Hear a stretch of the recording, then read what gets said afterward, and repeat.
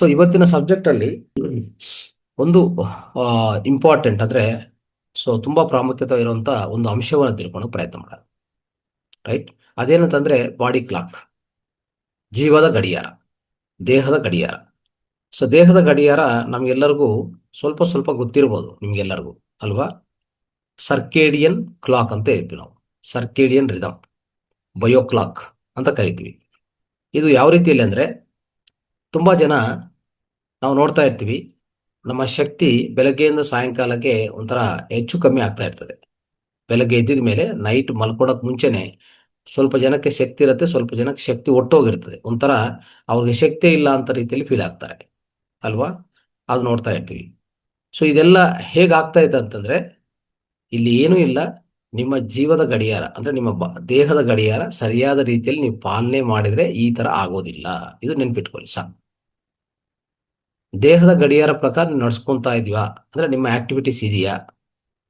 ನೀವು ಯಾವಾಗ ನಿದ್ದೆ ಮಾಡ್ಬೇಕೋ ಅವಾಗ ನಿದ್ದೆ ಮಾಡ್ತಾ ಇದ್ರಾ? ನೀವು ಯಾವಾಗ ತಿನ್ಬೇಕೋ ತಿಂತಾ ಇದ್ರಾ?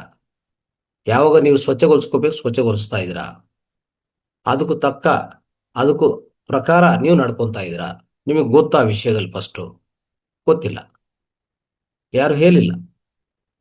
ಶಾಲದಲ್ಲಿ ಇರಲಿಲ್ಲ, ಸ್ಕೂಲಲ್ಲಿ ಇರಲಿಲ್ಲ, ಕಾಲೇಜಲ್ಲಿ ಇರಲಿಲ್ಲ, ತಂದೆ ತಾಯಿ ಇರಲಿಲ್ಲ, ಸೊಸೈಟಿ ಇರಲಿಲ್ಲ. ಯಾರು ಗೊತ್ತಾ? ಯಾರು ಹೇಳ್ತಾರೆ ಹಾಗಾದ್ರೆ? ದೇಹದಲ್ಲಿ ಏನೇನು ನಡೀತದೆ, ಯಾವಾಗ ನಡೀತದೆ, ಇದು ಗೊತ್ತಾ ನಮಗೆ? ದೇಹದಲ್ಲಿರುವಂಥದ್ದು ಪ್ರಧಾನ ಆರ್ಗಾನ್ಗಳೆಷ್ಟು, ಪ್ರಧಾನ ಸಿಸ್ಟಮ್ಸ್ ಎಷ್ಟು, ಎಷ್ಟು ವ್ಯವಸ್ಥೆಗಳಿದೆ? 12 ವ್ಯವಸ್ಥೆಗಳಿದೆ ಗೊತ್ತಾ? ಶಾರೀರಿಕ ವ್ಯವಸ್ಥೆಗಳು, ವಿಸರ್ಜನೆ ವ್ಯವಸ್ಥೆ, ರಕ್ತ ಪರಿಚಲನ ವ್ಯವಸ್ಥೆ, ಶ್ವಾಸ ವ್ಯವಸ್ಥೆ. ಆಯ್ತಾ?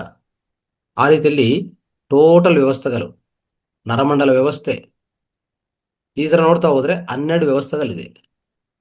ಅದೊಂದು ವಿಷಯ. ಆದರೆ ನಮ್ಮ ದೇಹದಲ್ಲಿ ಪ್ರಧಾನ ಆರ್ಗಾನ್ಸ್, ಮುಖ್ಯವಾದ ಆರ್ಗಾನ್ಸ್ ಎಷ್ಟಿದೆ? 12 ಇದೆ. ಇಲ್ಲಿ ಯಾಕೋ ಯಾರನ್ನ ಜಾಯ್ನ್ ಆದ್ರೆ ಆಟೋಮೆಟಿಕ್ ಆಗಿ ಅನ್ಮ್ಯೂಟ್ ಆಗ್ತಾ ಇದೆ. ಏನು ಆಪ್ಷನ್? ಯಾರಾದರೂ ಮಾಡಿದ ಮ್ಯೂಟ್ ಆಲ್ ಒತ್ತನ ನೋಡೋಣ. ರೈಟ್. ಓಕೆ ಓಕೆ ಸ್ನೇಹಿತರೆ, ಇಲ್ಲಿ ಆರ್ಗಾನ್ಸ್ ಎಷ್ಟಿದೆ? ಪ್ರಧಾನ ಆರ್ಗಾನ್ಸು 12 ಇದೆ. ಯಾವುದು ಆರ್ಗಾನ್ಸ್ ಅದು?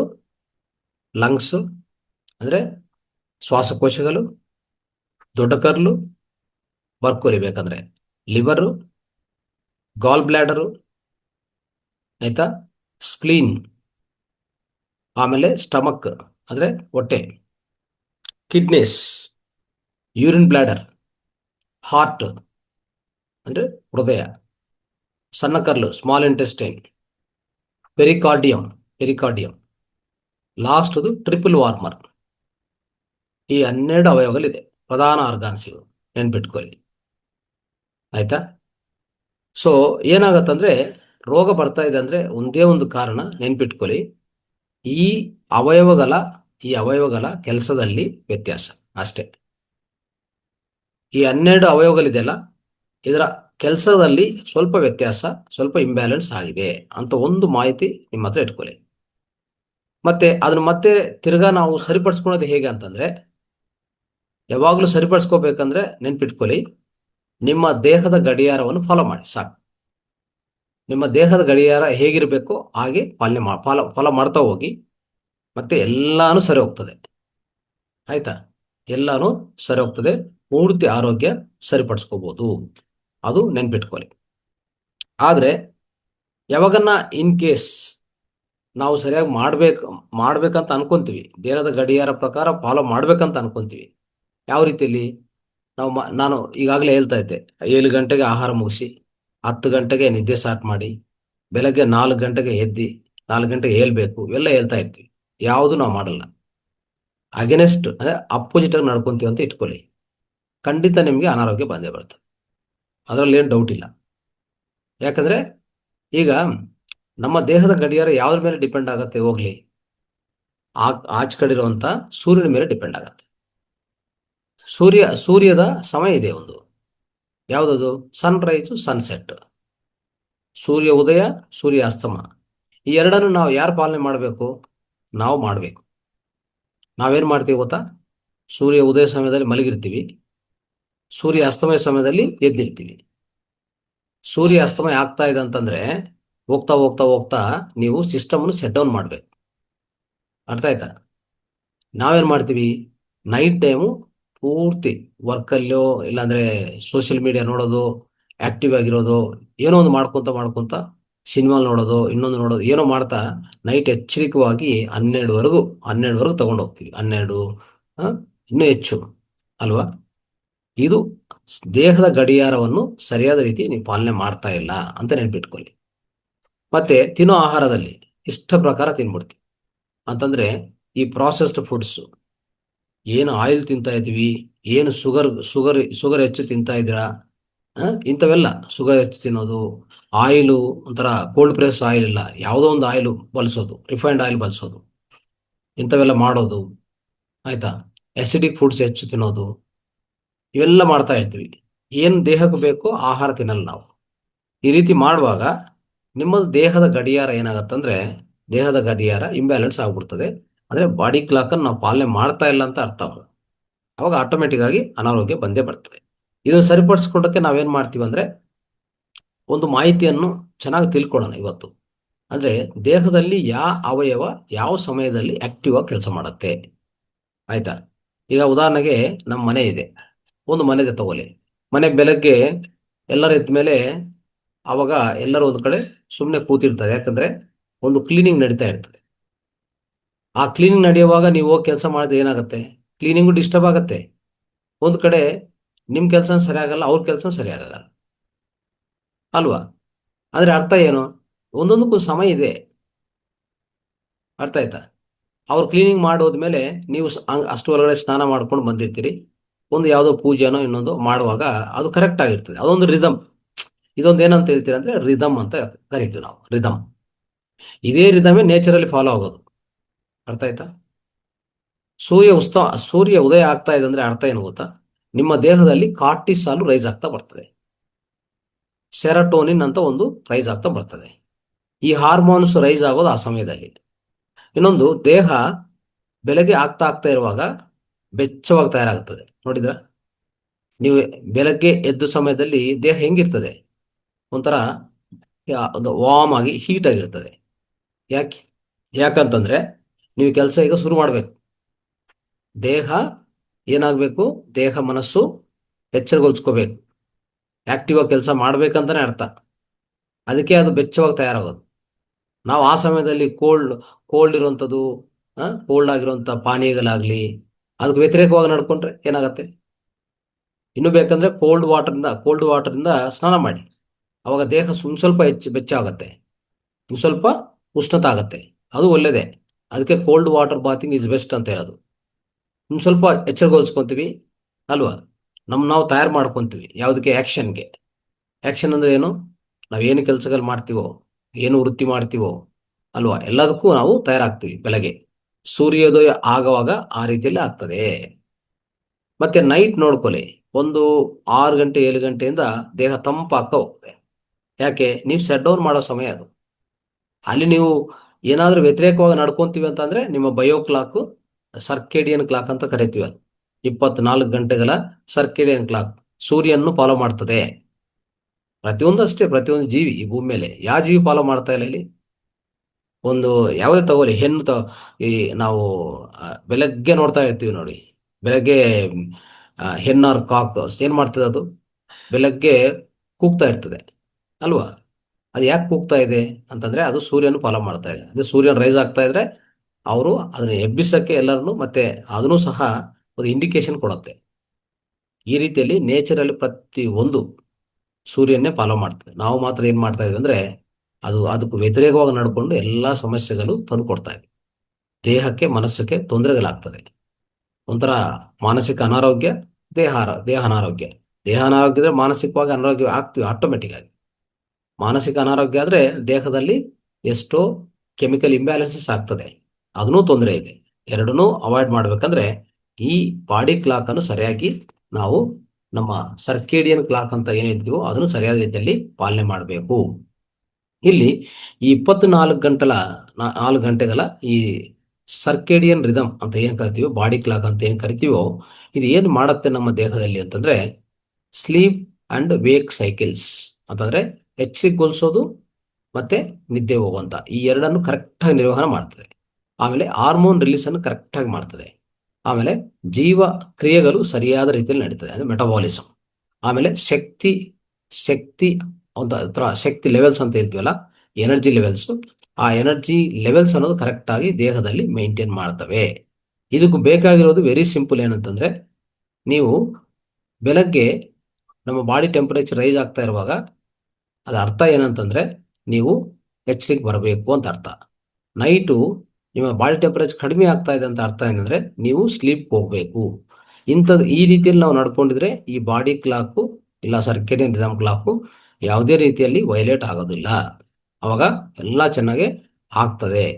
ಇದನ್ನೆಲ್ಲ ನಿರ್ವಹಣೆ ಮಾಡೋದು ಯಾರು ದೇಹದಲ್ಲಿ? ಅಂದ್ರೆ ಔಟ್ಸೈಡ್ ಇರುವಂತ ಸೂರ್ಯವನ್ನು ಯಾರು ಫಾಲೋ ಮಾಡ್ತಾರೆ? ನಮ್ಮ ದೇಹದಲ್ಲಿ ಯಾರೋ ಒಬ್ರು ಇರ್ಬೇಕಲ್ಲ. ಇದೆಲ್ಲ ನಾವಂತೂ ನೋಡೋಕ್ಕಾಗಲ್ಲ. ನಮ್ಮ ಮನಸ್ಸಂತೂ ನಾವೆಲ್ಲೋ ಇರ್ತೀವಿ, ಕೆಲಸದಲ್ಲಿ ಇರ್ತೀವಿ, ಎಲ್ಲೋ ಊರಲ್ಲಿ.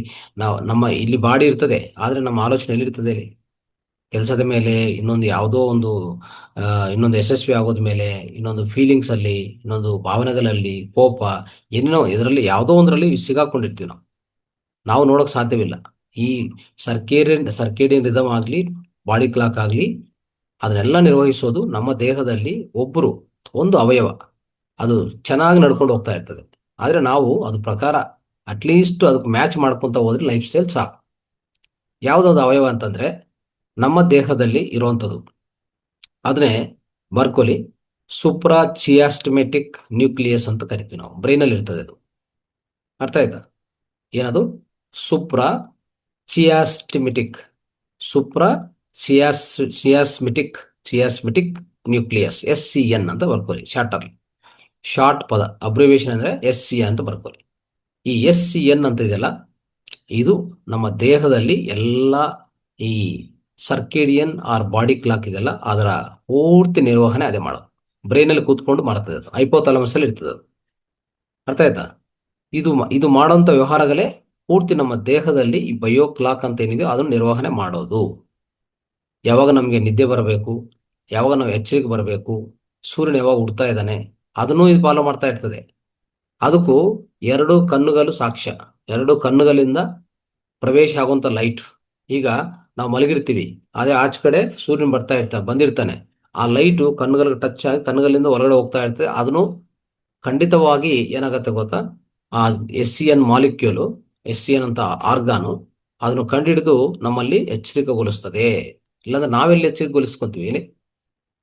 ನಾವು ನಿದ್ದೆ ಹೋಗುವಾಗ ನಮ್ಗೇನು ಗೊತ್ತಿಲ್ಲ ಯಾವಾಗ ಎಚ್ಚರಿಕೆ ಆಗಬೇಕು, ಯಾವಾಗ ನಿದ್ದೆ ಹೋಗ್ಬೇಕು ಅಂತ. ಎಲ್ಲಾನು ಒಳಗಡೆ ನಿರ್ವಹಣೆ ಮಾಡ್ತಾರಂತ ಈ ವ್ಯವಹಾರ ಪೂರ್ತಿ ನೋಡೋದು SCN. ನೆನ್ಪಿಟ್ಕೊಳ್ಳಿ. ಸೊ ಅದರ ಆರೋಗ್ಯ ಚೆನ್ನಾಗಿರ್ಬೇಕಂದ್ರೆ ಅಫ್ಕೋರ್ಸ್ ನಮ್ಮ ಜೀವನ ಶೈಲಿ ಎಲ್ಲ, ನಮ್ಮ ಆಹಾರ ಎಲ್ಲ ಕರೆಕ್ಟ್ ಆಗಿರ್ಬೇಕು, ನಮ್ಮ ಆಲೋಚನೆಗಳು ಎಲ್ಲ ಕರೆಕ್ಟ್ ಆಗಿರ್ಬೇಕು. ಇಲ್ಲಾಂದ್ರೆ ಅದರ ಆರೋಗ್ಯ ಏನಾದರೂ ಉಂಟಾಗಿದ್ರೆ SCNಗೆ ನಮ್ಮ ಇಡೀ ಈ ವ್ಯವಹಾರಗಳೆಲ್ಲ ಕೆಟ್ಟ ಹೋಗ್ತದೆ. ಈ SCN ಮಾಡುವಂತ ಕೆಲಸ ಏನು ಗೊತ್ತಾ? ನಿದ್ದೆ ಯಾವಾಗ, ಹಾರ್ಮೋನ್ ರಿಲೀಸ್ ಯಾವಾಗ ಆಗಬೇಕು, ಮೆಟಬಾಲಿಸಮ್ ಯಾವಾಗ ಆಗಬೇಕು, ನಿಮ್ಮ ಎನರ್ಜಿ ಲೆವೆಲ್ಸ್ ಮೇಂಟೈನ್ ಮಾಡೋದು, ನಿಮ್ಗೆ ಯಾವಾಗ ಜೀರ್ಣಕ್ರಿಯೆ ಆಗಬೇಕು, ನಿಮ್ಮ ಇಮ್ಯುನಿಟಿ ಫಂಕ್ಷನ್ನು ಮತ್ತೆ ಸೆಲ್ಯುಲ್ ಎಲ್ಲ ಜೀವಕಣಗಳ ರಿಪೇರ್ ಯಾವಾಗ ಮಾಡಬೇಕು, ಪ್ರತಿಯೊಂದು ನೋಡುವಂಥದ್ದು ಇದು. ಅರ್ಥ ಆಯ್ತಾ? ಈ SCN ಅನ್ನೋದು ಏನಂದ್ರೆ ಲೈಟ್ ಟು ಡಾರ್ಕ್ನೆಸ್. ಈ ಎರಡು ಮೇಲೆ, ಅಂದ್ರೆ ಲೈಟ್ ಅಂದ್ರೆ ಸನ್ಲೈಟ್ ಬಂದ್ರೆ, ಸನ್ಲೈಟ್ ಹೋಗ್ತಾ ಇದ್ರೆ, ಎರಡನ್ನು ಆಧಾರ ಆಡ್ಕೊಂಡು ಅದ್ರ ಮೇಲೆ ಆಧಾರ ಆಗಿ ಎಲ್ಲಾನು ನಿರ್ವಹಣೆ ಮಾಡ್ತಾ ಹೋಗ್ತದೆ. ಅರ್ಥ ಆಯ್ತಾ? ಮಾರ್ನಿಂಗ್ ಲೈಟ್ ಹೆಚ್ಚಾಗ್ತಾ ಇದ್ರೆ ಕಾರ್ಟಿಸಾಲ್ ಇನ್ಕ್ರೀಸ್ ಮಾಡ್ತಾ ಹೋಗ್ತದೆ. ಮತ್ತೆ ನಮ್ಮ ಈವ್ನಿಂಗ್ ಲೈಟ್ ಕಡಿಮೆ ಆಗ್ತಾ ಹೋದ್ರೆ, ಸೂರ್ಯನ ಲೈಟ್ ಕಡಿಮೆ ಆಗ್ತಾ ಹೋದ್ರೆ, ಡಾರ್ಕ್ನೆಸ್ ಹೆಚ್ಚಾಗ್ತಾ ಇರುವಾಗ ಮೆಲಟೋನ್ ಹೆಚ್ಚು ಮಾಡ್ತಾ ಹೋಗ್ತದೆ. ಆಟೋಮೆಟಿಕ್ ದೇಹವನ್ನು ನಿದ್ದೆ ಕರ್ಕೊಂಡು ಹೋಗ್ತದೆ. ನೋಡಿದ್ರ? ಇವೆಲ್ಲ ಯಾರು ಮಾಡೋದು? ಎಲ್ಲ SCN ಮಾಡೋದು. ನೆನ್ಪಿಟ್ಕೊಳ್ಳಿ. ಇದನ್ನು ಡಿಸ್ಟರ್ಬ್ ಮಾಡಕ್ ಹೋಗ್ಬಾರ್ದು. ಯಾವಾಗ ಡಿಸ್ಟರ್ಬ್ ಮಾಡ್ತೀವಿ ಗೊತ್ತಾ? ನಿದ್ದೆ ಬರ್ತಾ ಇದೆ, ನಿದ್ದೆ ಮಾಡ್ತಾ ಇಲ್ಲ. ಆಹಾರ ಹಸು ಆಗ್ತಾ ಇದೆ, ಆಹಾರವನ್ನು ತಗೊಂತಾ ಇಲ್ಲ. ಓಕೆ? ಅಂದ್ರೆ ಇರ್ರೆಗ್ಯುಲರ್ ಟೈಮಿಂಗ್ಸ್ ಆಹಾರಕ್ಕೆ, ಇರೆಗ್ಯುಲರ್ ಫಾಲೋ ಮಾಡೋದು. ಸ್ಲೀಪ್ ಅನ್ನು ಅಷ್ಟೇ ಇರ್ರೆಗ್ಯುಲರ್ ಫಾಲೋ ಮಾಡೋದು. ಎಲ್ಲ ಮಾಡ್ತಾ ಹೋದ್ರೆ ಖಂಡಿತ ನಿಮ್ಮಲ್ಲಿ ಈ ಬಯೋ ಕ್ಲಾಕ್ ಆಕ್ಟಿವಿಟೀಸ್ ಎಲ್ಲ ಡಿಸ್ಟರ್ಬ್ ಆಗ್ತದೆ. ಪೂರ್ತಿ ನಮ್ಗೆ ಎಲ್ಲ ಪ್ರಾಬ್ಲಮ್ಸ್ಗಳು ಸ್ಟಾರ್ಟ್ ಆಗ್ಬಿಡ್ತದೆ, ಆಟೋಮೆಟಿಕ್ ಸ್ಟಾರ್ಟ್ ಆಗ್ತದೆ. ಅದು ನೆನ್ಪಿಟ್ಕೊಳ್ಳಿ.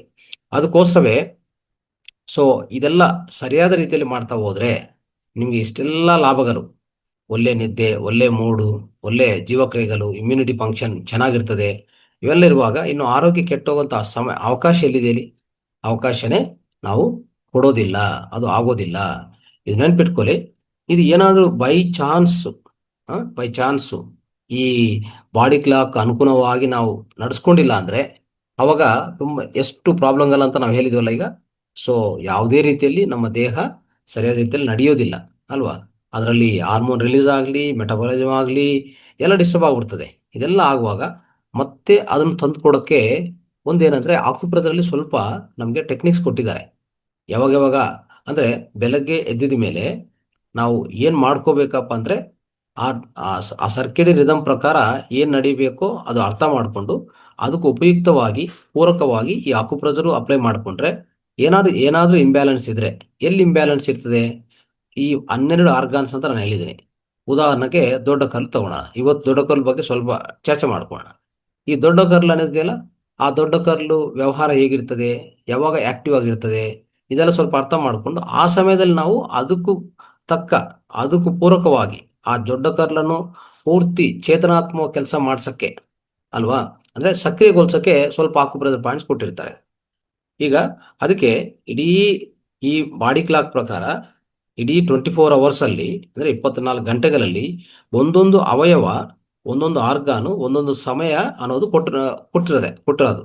ಅಂದ್ರೆ ಆ ಸಮಯದಲ್ಲಿ ಆ ಆರ್ಗಾನು ತುಂಬಾ ಆಕ್ಟಿವ್ ಆಗಿ ಕೆಲಸ ಮಾಡ್ತದೆ, ಪೀಕ್ ಲೆವೆಲ್ ಅಲ್ಲಿ ಕೆಲಸ ಮಾಡ್ತದೆ. ನೆನ್ಪಿಟ್ಕೊಳ್ಳಿ. ಅಂದ್ರೆ ಈಗ ನಾನು ಹೇಳಿದಲ್ಲ ಈಗಾಗಲೇ, ಬೆಳಗ್ಗೆ ಮನೆಯಲ್ಲಿ ಸರ್ವೆಂಟ್ ಬಂದು ಅಂದ್ರೆ ಒಂದು ನೀವು ಕ್ಲೀನಿಂಗ್ ಮಾಡ್ಕೊಂಡಿದ ಮೇಲೆ ನೆಕ್ಸ್ಟ್ ಒಂದು ಪೂಜೆ ಮಾಡ್ಕೊಂಡಿದ ಮೇಲೆ ನೆಕ್ಸ್ಟ್ ಅಡಿಗೆ ಸ್ಟಾರ್ಟ್ ಮಾಡುತ್ತೆ. ಅದರ ಒಂದೊಂದಕ್ಕೂ ಒಂದು ಸಮಯ ಇದೆ. ಅಡಿಗೆ ಮಾಡ್ಕೊಂಡಿದ ಮೇಲೆ ನೆಕ್ಸ್ಟು ಬ್ರೇಕ್ಫಾಸ್ಟ್ ಆಗಲಿ, ತಿಂಡಿ ಆಗಲಿ, ಅದಾದ್ಮೇಲೆ ನೆಕ್ಸ್ಟು ಕೆಲಸ ಆಗಲಿ, ಈ ರೀತಿಯಲ್ಲಿ ಒಂದೊಂದಕ್ಕೂ ಒಂದು ಸಮಯ ಕೊಟ್ಟಿರ್ತೀವಿ. ಪ್ರತಿಯೊಂದು ಅಷ್ಟೇ ಒಂದು ಆರ್ಡರ್ ನಡಿಬೇಕು. ಆ ಆರ್ಡರ್ ತಪ್ಪೋದ್ರೆ ಇಡೀ ಮನೆ ಕುಟುಂಬ ವ್ಯವಹಾರ ತಪ್ಪೋಗ್ತದೆ ಅಲ್ವಾ? ಅದೇ ರೀತಿಯಲ್ಲಿ ದೇಹದಲ್ಲಿ ಅಷ್ಟೇ ಎಲ್ಲ 12 ಆರ್ಗಾನ್ಸು, 12 ಅವಯವಗಳು. ಓಕೆ, 12 ಅವಯವಗಳಿಗೆ ಒಂದೇ ಸರಿ ಸಮಯ ಕೊಡೋಕ್ಕಾಗಲ್ಲ. ಯಾಕಂದ್ರೆ ಪ್ರಾಣಶಕ್ತಿ ಒಂದೊಂದು ಕಡೆ ಕೆಲಸ ಮಾಡ್ತಾ ಇರ್ತದೆ. ಪ್ರಾಣಶಕ್ತಿ ಅನ್ನೋದು ಒಂದು ಸಮಯದಲ್ಲಿ ದೊಡ್ಡ ಕರ್ಲು ಹತ್ರ ಪೂರ್ತಿ ಪ್ರಾಣಶಕ್ತಿ ಕೇಂದ್ರೀಕರನಾಗಿ ಅಂದ್ರೆ ಅಲ್ಲಿ ಪೂರ್ತಿ ಜೋಡಿಸ್ಕೊಂಡು ಅದರ ಕೆಲಸ ನಿರ್ವಹಿಸಿ, ಅದರ ಕೆಲಸ ಕಂಪ್ಲೀಟ್ ಆದಮೇಲೆ ನೆಕ್ಸ್ಟ್ ಇನ್ನೊಂದು ಅವಯವಕ್ಕೂ ಹೋಗುತ್ತೆ. ಪ್ರಾಣಶಕ್ತಿ ಎಲ್ಲ ಅಲ್ಲಿಗೆ ತಲುಪಿಸ್ತದೆ. ಅದು ಇದೆಲ್ಲ ಮಾಡಿಸೋದು SCN. ಅರ್ಥ ಆಯ್ತಾ? ಸೂಪರ್ ಚೆಸ್ಮ್ಯಾಟಿಕ್ ನ್ಯೂಕ್ಲಿಯಸ್ ಅಂತ ಇದೆಯಲ್ಲ, SCN ಅದೇ ಮಾಡಿಸೋದು. ನೆನ್ಪಿಟ್ಕೊಳ್ಳಿ. ಅಂದ್ರೆ ಒಂದೊಂದು ಅವಯವಕ್ಕೂ ಒಂದು ಸಮಯ ಕೊಟ್ಟಿರ್ತಾರೆ. ಅದನ್ನೇ ಆ ಆರ್ಗಾನ್, ಆ ಅವಯವ ಅಂಗದ ಸಮಯ ಅಂತ ಕರಿತೀವಿ ನಾವು. ಅದು ಏನೇನು ಸಮಯ ನೋಡ್ಕೊಳ್ಳೋಣ.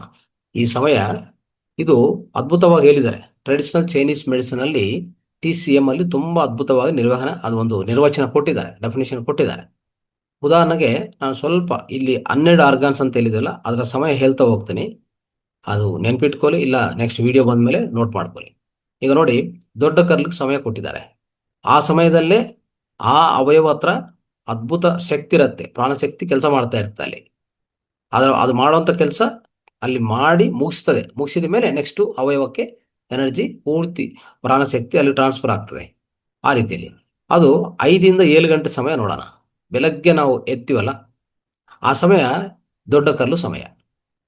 ಅಲ್ಲೇನು ಗೊತ್ತಾ, ಪೂರ್ತಿ ಡಿಟಾಕ್ಸಿಫಿಕೇಶನ್ ಅಂತಂದ್ರೆ ಒಂಥರ ದೊಡ್ಡ ಕರ್ಲು ಏನು ಮಾಡ್ತದೆ ಅಲ್ಲಿ ಸಂಗ್ರಹಣ ಆಗಿರುವಂಥ ನೈಟ್ ಎಲ್ಲ ಮಲ್ಕೊಂಡಿರ್ತೀವಿ, ಹಿಂದಿನ ದಿವಸ ಆಹಾರ ಸ್ವೀಕಾರ ಮಾಡಿರ್ತೀವಿ. ಅದು ಪಚನ ಆದಮೇಲೆ ಬಂದಿರುವಂಥ ವಿಸರ್ಜನಕ್ಕೆ ರೆಡಿ ಆಗಿರುವಂಥ ವ್ಯರ್ಥ ಎಲ್ಲ ಅಲ್ಲಿ ಮಲ ಶೇಖರಣೆ ಆಗಿರ್ತದೆ. ಇದೆಲ್ಲ ಆಚೆ ಕಡೆ ಕಲಿಸುವಂಥ ಸಮಯ.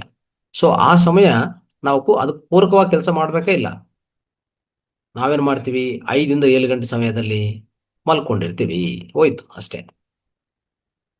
ಅಂದ್ರೆ ನಾನು ಹೇಳ್ತಾ ಇರೋದು ನಮ್ಮ ಮಾಸ್ಟರ್ಸ್ ಅಲ್ಲ, ಈ ವೇದಿಕೆ ಬಗ್ಗೆ ನಾನು ಮಾತಾಡ್ತಾ ಇಲ್ಲ. ಈ ವೇದಿಕೆಯಲ್ಲಿರುವಂಥ ಮಾಸ್ಟರ್ಸ್ಗೆ ಆ ಜ್ಞಾನ ಇದೆ, ತುಂಬಿದೀವಿ ಜ್ಞಾನ.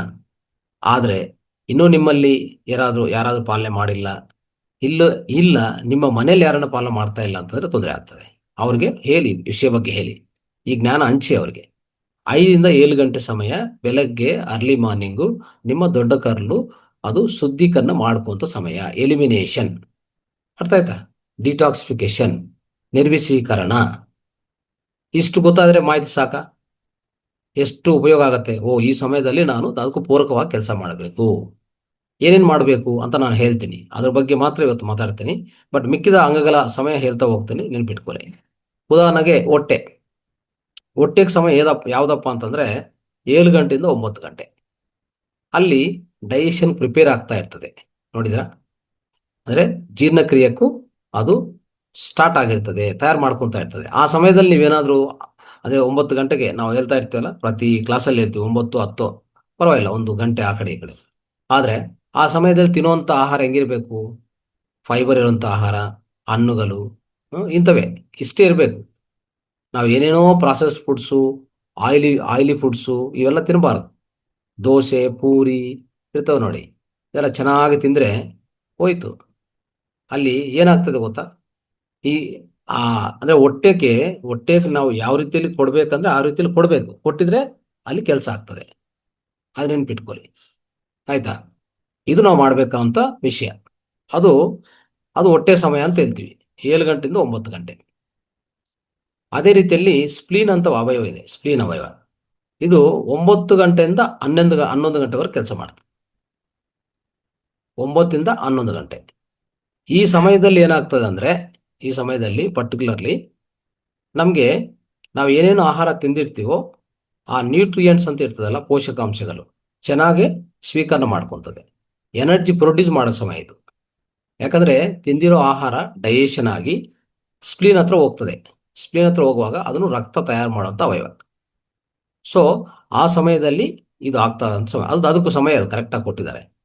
ಹೃದಯಕ್ಕೆ ಸಮಯ ಯಾವುದು ಗೊತ್ತಾ? 11 ಗಂಟೆಯಿಂದ 1 ಗಂಟೆ.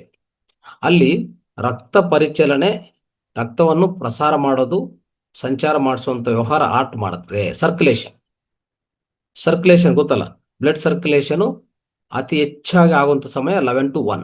ಯಾಕಂದ್ರೆ ಪ್ರತಿಯೊಬ್ಬರು ಏನು ಮಾಡಿರ್ತಾರೆ, ಆಹಾರ ತಿಂದಿರ್ತಾರೆ, ಅದು ಜೀರ್ಣ ಆಗಿರ್ತದೆ ಸ್ವಲ್ಪ ಹೊತ್ತು, ಆಮೇಲೆ ಹೆಚ್ಚಿನ ಕೆಲಸದಲ್ಲಿ ತೊಡಗಿಸ್ಕೊಂಡಿರ್ತಾರೆ. ಅವಾಗ ರಕ್ತ ಪರಿಚಲನ, ರಕ್ತ ಸಂಚಾರ ಜಾಸ್ತಿ ಬೇಕು. ಅದು ಹಾರ್ಟ್ ಮಾಡೋ ಸಮಯ, ಅದು ಹಾರ್ಟ್ ಮಾಡ್ತಾ ಇರ್ತದೆ, ತುಂಬ ಆಕ್ಟಿವ್ ಆಗಿರ್ತದೆ. ಆ ಸಮಯದಲ್ಲಿ ನಾವು ಸ್ವಲ್ಪ ಪ್ರಶಾಂತವಾಗಿದ್ದರೆ ತನ್ನ ಕೆಲಸ ಅದು ಮಾಡ್ಕೊತದೆ. ನಾವು ಯಾವುದೇ ರೀತಿಯಲ್ಲಿ ಚಿಂತೆ ಮಾಡೋದು, ನಕಾರಾತ್ಮಕವಾಗಿ ಆಲೋಚನೆಗಳು ಎಲ್ಲ ಇಟ್ಕೊಂಡ್ರೆ ಆ ಹಾರ್ಟ್ ಕೆಲಸ, ಸರ್ಕ್ಯುಲೇಷನ್ ಅದು ಸ್ವಲ್ಪ ಎಫೆಕ್ಟ್ ಆಗ್ತದೆ, ನೆನ್ಪಿಟ್ಕೊಳ್ಳಿ. ಆಮೇಲೆ ಸಣ್ಣ ಕಲ್ಲು ಸಮಯ 1 ರಿಂದ 3 ಗಂಟೆ ಕೊಟ್ಟಿದ್ದಾರೆ. ಅಲ್ಲಿ ಅಷ್ಟೇ ಈ ಎಲ್ಲ ಪೋಷಕಾಂಶಗಳನ್ನ ಅಬ್ಸರ್ವ್ ಮಾಡ್ಕೊಂಡೋದಾಗ್ಲಿ. ಯಾಕಂದ್ರೆ ಮತ್ತೆ ಮಧ್ಯಾಹ್ನ ನಾವು ಆಹಾರ ತಿಂದಿರ್ತೀವಲ್ಲ, ಜೀರ್ಣ ಆಗಿರ್ತದಲ್ಲ, ಅವಾಗೆಲ್ಲ ಎಲ್ಲ ಪೋಷಕಾಂಶ ರೆಡಿ ಇರ್ತದೆ, ಅದನ್ನು ಅಬ್ಸರ್ವ್ ಮಾಡ್ಕೊಳ್ಳೋ ಸಮಯ. ಮತ್ತೆ ವೇಸ್ಟ್ ಅನ್ನು ಸಪರೇಟ್ ಮಾಡೋ ಸಮಯ. ಏನ್ ಮಾಡ್ತದೆ, ವೇಸ್ಟ್ ಅನ್ನು ಸಪರೇಟ್ ಮಾಡಿ ದೊಡ್ಡ ಕಲ್ಲು ಕಲಸೋ ಸಮಯ ಅದು. ಮತ್ತೆ 3 ರಿಂದ 5 ಗಂಟೆ ನೋಡಿ, ಇಲ್ಲಿ 3 ರಿಂದ 5 ಏನಾಗತ್ತಂದ್ರೆ ಇದು ಬ್ಲ್ಯಾಡರ್ ಸಮಯ ಅಂತ ಕರಿತೀವಿ ನಾವು. ಬ್ಲ್ಯಾಡರ್ ಸಮಯ ಅಲ್ಲಿ ಅಷ್ಟೇ ರಕ್ತದಲ್ಲಿ ಏನೇನು ಹೆಚ್ಚಿನ ಅಂಶಗಳಿರ್ತಾವೋ ಅದೆಲ್ಲ ತೆಗೆದು ಕಿಡ್ನಿ ಕಡೆ ಕಲಿಸೋ, ಯೂರಿನ್ ಬ್ಲ್ಯಾಡರ್ ಹೋಗುವಂಥ ಸಮಯ ಇದು, 3 ರಿಂದ 5 ಗಂಟೆ. ನೆಕ್ಸ್ಟ್ 5 ಗಂಟೆಯಿಂದ 7 ಗಂಟೆ ಸಮಯ ಕಿಡ್ನೀಸ್ ನೋಡ್ಕೊಳ್ಳಿ. ಅಲ್ಲಿ ಕಿಡ್ನೀಸ್ ಏನ್ ಮಾಡ್ತಾವಂದ್ರೆ ಹೆಚ್ಚಿನ ಏನೇನು ಮಿನರಲ್ಸ್ ಹೆಚ್ಚಿನ ಇದೆ ರಕ್ತದಲ್ಲಿ ಅದೆಲ್ಲ ರೆಗ್ಯುಲೇಟ್ ಮಾಡಿ, ಸ್ಥಿರೀಕರಣ ಮಾಡಿ, ಅದನ್ನು ಸಪರೇಟ್ ಮಾಡಿಕೊಂಡು ಯೂರಿನ್ ಬ್ಲ್ಯಾಡರ್ ಕಡೆ ಕೆಲಸ. ಅಂದ್ರೆ ಈ ಕಿಡ್ನಿ ಸಮಯ 5 ರಿಂದ 7 ಗಂಟೆ. ಪೆರಿಕಾರ್ಡಿಯಂ ಇದು 7 ಗಂಟೆಯಿಂದ 9 ಗಂಟೆ. ಅರ್ಥ ಆಯ್ತಾ? ಆಮೇಲೆ ಟ್ರಿಪಲ್ ವಾರ್ಮರ್ ಅಂದ್ರೆ ಪೆರಿಕಾರ್ಡಿಯಂ ಬಂದು ಮೇನ್ ಹಾರ್ಟ್ ಸಂಬಂಧಿತ, ಅದು ನೆನ್ಪಿಟ್ಕೊಳ್ಳಿ. ಎಮೋಷನಲ್ ಬ್ಯಾಲೆನ್ಸು ಮತ್ತೆ ಹಾರ್ಟ್ ಪ್ರೊಟೆಕ್ಷನ್ ಆ ಸಮಯ ಅಂದ್ರೆ ಸಾಯಂಕಾಲ ಸಮಯ, ಅದು 7 ಗಂಟೆಯಿಂದ 9 ಗಂಟೆ. ಯಾರಾದರೂ ಈ ಹಾರ್ಟ್ ಪ್ರಾಬ್ಲಮ್ಸ್ ಎಲ್ಲ ಬರ್ತಾ ಇರ್ತವೆ ನೋಡಿ ತುಂಬಾ ಜನಕ್ಕೆ, ಆ ನೈಟ್ ಟೈಮಲ್ಲೇ ಆ ಥರ ಹಾರ್ಟ್ ಅಟ್ಯಾಕ್ಸ್ ಎಲ್ಲ ಆಗ್ತಾ ಇರ್ತವೆ. ಯಾಕಂದ್ರೆ ಹೆಚ್ಚಿನ ಟೆನ್ಷನ್ ತಗೋಬಾರದು. ಓಕೆ, ಆ ಟೆನ್ಷನ್ ತಗೊಂಡ್ರೆ ಈ ಪೆರಿಕಾರ್ಡಿಯಂ ಅನ್ನೋದು ಎಫೆಕ್ಟ್ ಆಗುತ್ತೆ. ನೆಕ್ಸ್ಟ್ 9 ರಿಂದ 11 ಗಂಟೆ ಟ್ರಿಪಲ್ ಬರ್ನರ್ ಅಂತ ಕರಿತೀವಿ ನಾವು. ಇದು ಹೇಳ್ಬೇಕಂದ್ರೆ ಮೆಟಬಾಲಿಸಮ್ ಮತ್ತೆ ಎನರ್ಜಿ ರೆಗ್ಯುಲೇಷನ್, ಎನರ್ಜಿ ಸ್ಥಿರೀಕರಣೆ ಮಾಡುವಂಥ ಸಮಯ ಇದು. 9 ರಿಂದ 11 ಗಂಟೆ ಅಂದ್ರೆ ಅಲ್ಲಿ ಆಲ್ಮೋಸ್ಟ್ ಎಲ್ಲ ಜೀವಕ್ರಿಯೆಗಳು ಒಂಥರ ಸ್ಟಾಪ್ ಮಾಡಿ ಸಿಸ್ಟಮು ರಿಪೇರ್ ಮಾಡಿ ಹೋಗುವಂಥ ಸಮಯ ಇದು, ಆಯ್ತಾ? ನೆಕ್ಸ್ಟ್ 11 ಗಂಟೆಯಿಂದ 1 ಗಂಟೆ ಗಾಲ್ ಬ್ಲಾಡರ್ ಸಮಯ ಇದು. ಗಾಲ್ ಬ್ಲಾಡರ್ ಇದೆಲ್ಲ ಅಂದ್ರೆ ಲಿವರ್ ಹತ್ರ ಇರ್ತದೆ, ಅದು ಡಿಟಾಕ್ಸಿಫಿಕೇಶನ್ ಮಾಡ್ಕೊಂಡ ಸಮಯ, ಆಯ್ತಾ? ಅದು ಆ ಸಮಯದಲ್ಲಿ ನಾವು ಎಚ್ಚರಿಕವಾಗಿ ಇರಬಾರ್ದು, ಆದಷ್ಟು ಮಲ್ಕೊಂಡಿರ್ಬೇಕಾಗತ್ತೆ. ಅದು ಕೆಲಸ ಮಾಡ್ಕೊಂತದೆ, ನಾವು ಡಿಸ್ಟರ್ಬ್ ಮಾಡಬಾರ್ದು. ಮತ್ತೆ ಲಿವರ್ ಸಮಯ ಬರುವಾಗ ಬೆಳಗ್ಗೆ 1 ಗಂಟೆಯಿಂದ 3 ಗಂಟೆ. ನೋಡಿ, ಲಿವರ್ ನಿಮ್ಗೆ ಗೊತ್ತಲ್ಲ, ಲಿವರ್ ಅನ್ನೋದು ಏನ್ ಮಾಡ್ತದೆ ಅಂದ್ರೆ ಇಡೀ ದೇಹದಲ್ಲಿ ಟಾಕ್ಸಿನ್ಸ್ ಎಲ್ಲ ಆಚೆ ಕಡೆ ಕಲಿಸುವಂತ ಸಮಯ, ಬ್ಲಡ್ ಕ್ಲೀನ್ ಮಾಡ್ಕೊಂತ ಸಮಯ. ಬ್ಲಡ್ ಕ್ಲೀನ್ ಮಾಡೋಕ್ಕೆ ಸಮಯ ಕೊಡಬೇಕಲ್ಲ ನಾವು. ಹಾರ್ಟ್ ಯಾವಾಗಲೂ ಬ್ಲಡ್ ಕ್ಲೀನ್ ಮಾಡಲ್ಲ, ಬ್ಲಡ್ ಪಂಪ್ ಮಾಡುತ್ತೆ ಅಷ್ಟೇ. ಸೊ ಆ ಸಮಯ 1 ಗಂಟೆಯಿಂದ 3 ಗಂಟೆ ಬೆಳಗ್ಗೆ. ಆ ಸಮಯದಲ್ಲಿ ಎಚ್ಚರಿಕೆ ಇರಬಾರ್ದು, ನಾವು ಮಲ್ಕೊಂಡಿರ್ಬೇಕು 3 ಗಂಟೆವರೆಗೆ. ಅದಕ್ಕೆ 3 ಗಂಟೆ ಆದ್ಮೇಲೆ ಎದ್ಬೇಕಂತ ಹೇಳಿದ್ರು. 3:30 ಎದ್ರೆ ಬ್ರಹ್ಮಮುಹೂರ್ತಕ್ಕೆ ಹೋದ್ರೆ ಸಾಕು, ಅಂದ್ರೆ ಅಲ್ಲಿ ಡಿಟಾಕ್ಸಿಫಿಂಗ್ ಚೆನ್ನಾಗಿ ಆಗಿರ್ತದೆ. ಆಯ್ತಾ? 3 ಇಂದ 5 ಗಂಟೆ ಸಮಯ ಒಂದಿದೆ. ಅವಾಗ ನಾವು ಪ್ರಾಣಾಯಾಮಗಳು, ಯೋಗ, ಮೆಡಿಟೇಷನ್ ಇಂಥದ್ರಲ್ಲಿ ಹೋಗ್ಬೇಕು.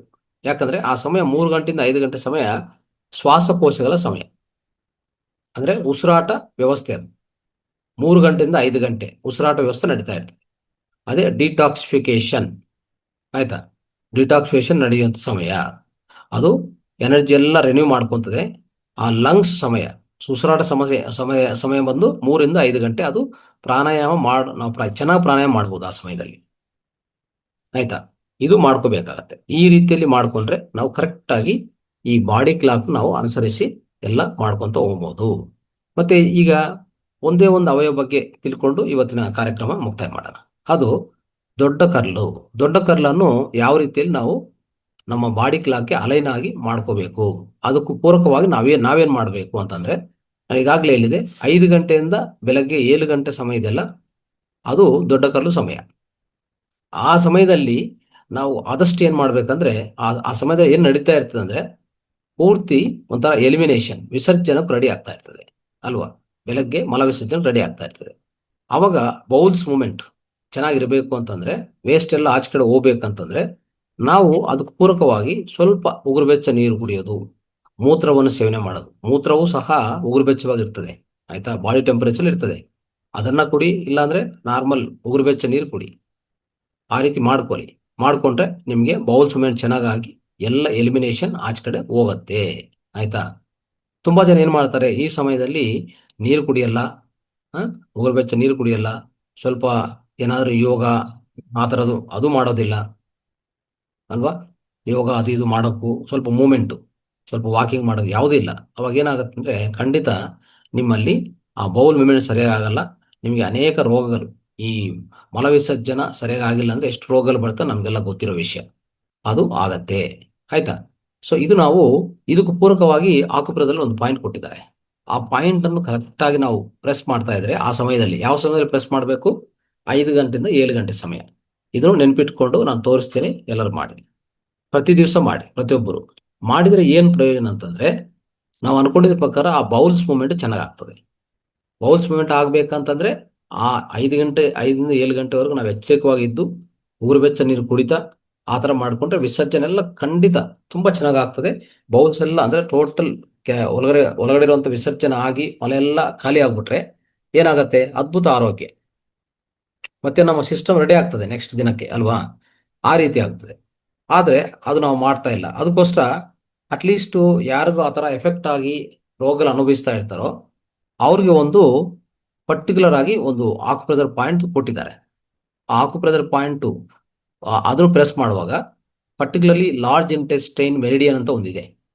ಅದಕ್ಕೆ ಸಂಬಂಧಿತ ಶಕ್ತಿ ಸರಿಯಾಗಿ ಫ್ಲೋ ಆಗಿ ಬೌಲ್ಸ್ ಮೂವ್ಮೆಂಟ್ ಚೆನ್ನಾಗಾಗಿ ನಿಮ್ಮ ಮಲ ವಿಸರ್ಜನೆ ಆಟೋಮೆಟಿಕ್ ಆಗಿಬಿಡ್ತದೆ. ಅದು ಯಾವ ಪಾಯಿಂಟ್ ಅಂತಂದ್ರೆ ನೋಡ್ಕೊಳ್ಳಿ. ಇಲ್ಲಿ ನೋಡಿದ್ರ, ಎರಡು ಕೈಲಿ ಇರ್ತದೆ ಅದು. ನೋಡಿ ಏನ್ ಮಾಡ್ಬೇಕಂದ್ರೆ, ಇದು ಈ ತೋರ್ಬೆರ್ಲು ಹೆಬ್ಬೆರ್ಲು ಎರಡು ಈ ತರ ಜೋಡಿಸುವಾಗ ಇಲ್ಲಿ ಒಂದು ಸ್ವಲ್ಪ ಹುಬ್ಬಿದೆಲ್ಲ ನೋಡಿ, ಇಲ್ಲಿ ಬಲ್ಜ್ ಆಗಿದೆ ನೋಡಿ. ಈ ಬಲ್ಜಿಂಗ್ ಪಾಯಿಂಟ್ ಇದೆಲ್ಲ, ಈ ಬಲ್ಜಿಂಗ್ ಪಾಯಿಂಟ್ ಎಲ್ಲಿದೆಯೋ ಈ ಪಾಯಿಂಟ್ LI4 ಅಂತ ಕಲಿತೀವಿ ನಾವು. LI4, large intestine 4. ಈ ಪಾಯಿಂಟ್ ಅನ್ನು ಈ ರೀತಿಯಲ್ಲಿ ಪ್ರೆಸ್ ಮಾಡೋದು. ಪ್ರೆಸ್ ಮಾಡಿ ಹಿಂಗೆ ಇಟ್ಕೊಂಡು ಈ ಪಾಯಿಂಟ್ ಅನ್ನು ಪ್ರೆಸ್ ಮಾಡಿ 30 ಸೆಕೆಂಡ್ಸ್ ಹಾಗೆ ಇಟ್ಕೊಳ್ಳಿ. ಆ ರೀತಿಯಲ್ಲಿ 1 ನಿಮಿಷ 2 ನಿಮಿಷ ನಾವು ಈ ತರ ಪ್ರೆಸ್ ಮಾಡಿ ಇಟ್ಕೊಳ್ಳಿ. ಒಂದು 5 ಸೆಕೆಂಡ್ లేదా 10 ಸೆಕೆಂಡ್ ಹಾಗೆ ಪ್ರೆಸ್ ಮಾಡಿ ಇಟ್ಕೊಳ್ಳಿ. ಶ್ವಾಸ ತಗೊಂಡ್ರು ಮಾಡ್ಬೋದು.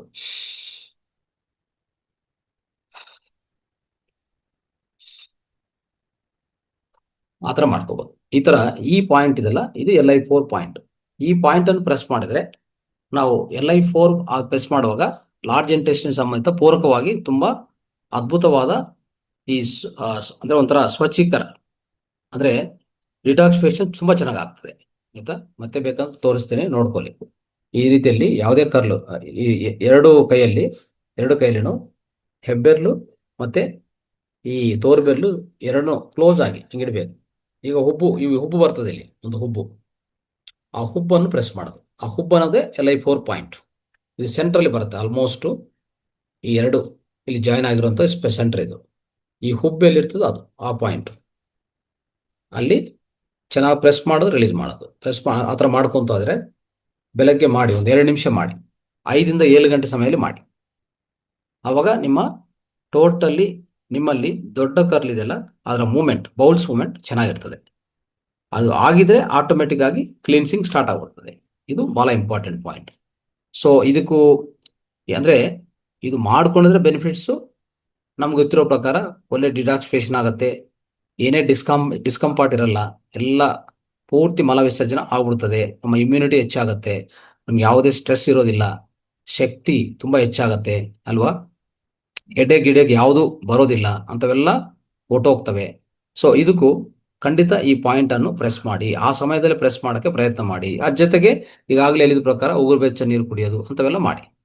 ಇದಾದ್ಮೇಲೆ ತಿನ್ನೋ ಆಹಾರ ಅದು ಚೆನ್ನಾಗಿರ್ಬೇಕು. ಅಂತಂದ್ರೆ ತಿನ್ನೋ ಆಹಾರ ಯಾವಾಗಲೂ ಅಷ್ಟೇ ಫೈಬರ್ ರಿಚ್ ಫುಡ್ಡು, ಫ್ರೂಟ್ಸು ಇಂಥವೆಲ್ಲ ಯಾವುದು 9 ಗಂಟೆ 10 ಗಂಟೆ ಸಮಯದಲ್ಲಿ ತಿನ್ನಲೇಬೇಕಾಗತ್ತೆ. ಇದಕ್ಕೂ ಚೆನ್ನಾಗಿ ಅಂದ್ರೆ ಈ ಮಲ ವಿಸರ್ಜನೆ ಚೆನ್ನಾಗಿ ಆಗ್ಬೇಕು ಅಂತ ಪೂರ್ವಕವಾಗಿ ಆಹಾರಗಳು ಏವಿರ್ತವೆ ಅಂತಂದ್ರೆ ಇಂಥ ಆಹಾರಗಳು ಫೈಬರ್ ರಿಚ್ ಫುಡ್ಸ್ ಅಂತಂದ್ರೆ ಈ ಹಣ್ಣುಗಳಾಗ್ಲಿ, ವೆಜಿಟಬಲ್ಸ್ ಆಗಲಿ, ಮತ್ತೆ ಈ dry nuts, chia seeds, almonds, flax seeds ಇವೆಲ್ಲ ಇರ್ತವೆ.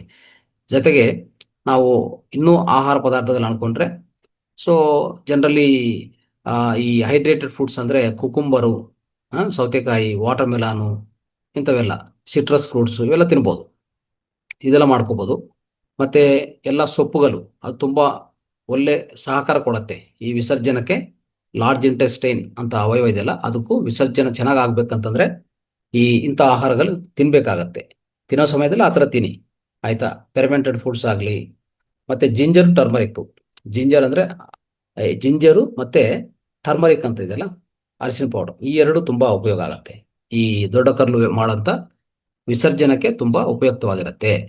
ಸೊ ಇದೆಲ್ಲ ಮಾಡ್ಕೊಳ್ಳಿ. ಇಷ್ಟು ಮಾಡ್ಕೊಂಡ್ರೆ ಇಮ್ಯೂನ್ ಸಿಸ್ಟಮ್ ತುಂಬಾ ಬಲವಾಗುತ್ತೆ, ಎನರ್ಜಿ ಲೆವೆಲ್ಸ್ ತುಂಬಾ ಚೆನ್ನಾಗಿರ್ತದೆ. ಯಾವುದೇ ಆಹಾರ ತಿಂದರೂ ಅದು ಒಳ್ಳೆ ಅಬ್ಸಾರ್ಪ್ಷನ್ ಆಗಿ, ಡೈಜೆಷನ್ ಆಗಿ ಅಬ್ಸಾರ್ಪ್ಷನ್ ಆಗುತ್ತೆ. ಡೈಲಿ ನಾವು ಒಳಗಡೆ ಬರೋಂಥ ವೇಸ್ಟ್, ಕಸು ಎಲ್ಲ ಆಚೆ ಕಡೆ ಹೋಗ್ತಾ ಇರ್ತದೆ ಆಟೋಮೆಟಿಕ್ ಆಗಿ. ಆರೋಗ್ಯನ ತುಂಬಾ ಚೆನ್ನಾಗಿ, ಎಷ್ಟು ರೋಗಗಳಾಗುತ್ತಾ ಈ ಒಂದು ವ್ಯವಹಾರ ನೀವು ಮಾಡ್ಕೊಂಡ್ರೆ ಎಷ್ಟು ರೋಗಗಳಿಂದ ನಾವು ಮುಕ್ತ ಆಗ್ತೀವಿ ಅಂದ್ರೆ, ನಾವು ಆ ಪದಗಳು ಹೇಳ್ತಾ ಹೋದ್ರೆ ನೋಡಿ, IBS ಅಂತ ಹೇಳ್ತೀವಿ, ಇರಿಟಬಲ್ ಬೌಲ್ ಸಿಂಡ್ರೋಮ್, ಇದರಿಂದ ಆಚೆ ಕಡೆ ಬರ್ತಾರೆ. ಕಾನ್ಸ್ಟಿಪೇಷನ್, ಇದು ಕ್ರಾನಿಕ್ ಡಯೇರಿಯಾ, ಅದೊಂದು ಆಚೆ ಬರ್ತಾರೆ. ಮತ್ತೆ IBD ಅಂತ ಒಂದಿದೆ, ಇನ್ಫ್ಲಮೇಟರಿ ಬೌಲ್ ಡಿಸೀಸ್ ಅಂತ, ಅದರಿಂದ ಆಚೆ ಕಡೆ ಬರ್ತಾರೆ. ಇಂಥ ವ್ಯಾಧಿಗಳ ಹೆಸರು ತುಂಬಾ ಇದೆ, ಅಲೋಪತಿಯಲ್ಲಿ ಕೊಡ್ತಾರೆ. ಮತ್ತೆ ಲೀಕಿ ಗಟ್ ಸಿಂಡ್ರೋಮ್ ಅಂತ ಹೇಳ್ತಾರೆ, ಬ್ಲೋಟಿಂಗು, ಗ್ಯಾಸ್ ಆಗೋದು ಅದು ಹೋಗುತ್ತೆ, ಅಬ್ಡೋಮಿನಲ್ ಪೇನ್ ಹೋಗುತ್ತೆ, ಆಯ್ತಾ. ಇನ್ನೊಂದು GERD, gastro intestinal reflex disease, ಅದು ಹೋಗುತ್ತೆ. ಸೆಲಿಯಾಕ್ ಡಿಸೀಸು, ಆಯ್ತಾ. ಆಮೇಲೆ ಫುಡ್ ತುಂಬಾ ಸ್ವಲ್ಪ ಆಹಾರಗಳು ತಿಂದ್ರೆ ಸ್ವಲ್ಪ ಜನಕ್ಕೆ ಸೂಟ್ ಆಗಲ್ಲ ಅಂಥದ್ದು, ಅದು ಹೋಗುತ್ತೆ, ಆಯ್ತಾ.